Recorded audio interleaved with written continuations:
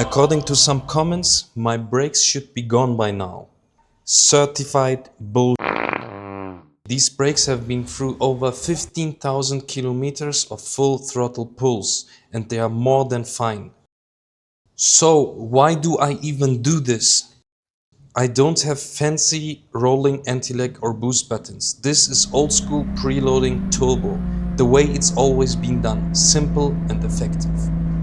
In case you are new here, look at my boost gauge.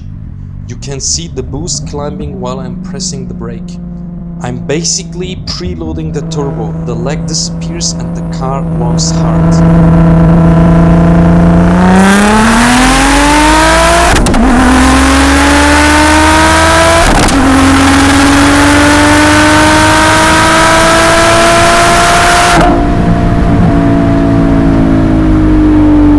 Okay, let's put it side by side. Left side brake boost, half a bar of boost already. Right side no boost, still half a bar in vacuum.